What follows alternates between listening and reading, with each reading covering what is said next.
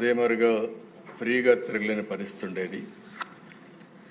ఎప్పుడు కూడా దిశ నాగరిక ప్రపంచంలో లా అండ్ ఆర్డర్ అనేది చాలా ముఖ్యం. అభివృద్ధి జరగాలన్నా ప్రజలు హ్యాపీగా ఉంటే తప్ప ఆ గవర్నమెంట్ కూడా మీనింగ్లెస్గా ఉంటుంది.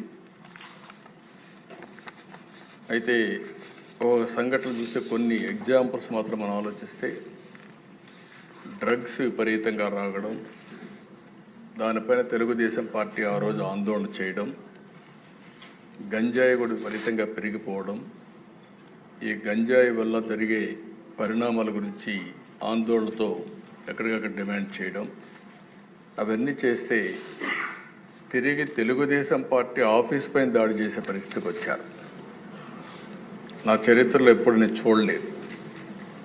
ఒక ఆఫీసు పైన దాడి చేసి నేను ఆ సమయంలో కేంద్ర హోమ్ మినిస్ట్రీకి ఫోన్ చేసి కంప్లైంట్ చేసి గవర్నర్కి కూడా కంప్లైంట్ చేసే పరిస్థితికి వచ్చాం.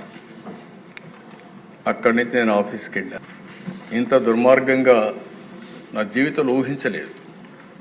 ఒక పార్టీ కార్యాలయం అనేది ప్రజలకు సేవ చేసే ఒక పవిత్ర దేవాలయం. అలాంటి ఆఫీసుల పైన ఓసారి చిన్న చిన్న ఆఫీసుల పైన కూడా దాడి చేయరు. ఎందుకంటే ఇది ఒక సెంటిమెంట్. ప్రజాస్వామ్యంలో పార్టీ ఆఫీసులన్నిటిపైన ఎప్పుడూ దాడి జరగలేదు, అలాంటి జరిగే పరిస్థితి వచ్చింది. అదే మరి సరే, మనం మాట్లాడుకుంటూనే ఉన్నాం. మీరు బాధితులు, నేను బాధితుడినే, ఇక్కడ అందరూ బాధితులే, ఒకరని కాదు. నేను ఆ రోజు ఈరోజు కూడా చెప్తున్నా, నేను చాలా స్పష్టంగా ఉన్నా. రాజకీయ కక్షలతో నా జీవితంలో ఎప్పుడు నేను రాజకీయం చేయలేదు, ఇప్పుడు కూడా నేను చేయను. అదే సమయంలో లా అండ్ ఆర్డర్ సమస్యలు క్రియేట్ చేసే వాళ్ళపైన మాత్రం ఈ ప్రభుత్వం సింహ స్వప్నంగా ఉంటుందని మరొకసారి హెచ్చరిస్తుంది. ఎవరైనా కావచ్చు. చరిత్ర ఒకసారి చూసుకుంటే దిశ తెలుగుదేశం పార్టీ వచ్చిందంటే లా అండ్ ఆర్డర్ సెట్ కావాలి. ఈరోజు ఎన్డీఏ ప్రభుత్వం ఉన్నాం. ఎన్డీఏ ప్రభుత్వం కూడా చాలా స్పష్టంగా ఉంది.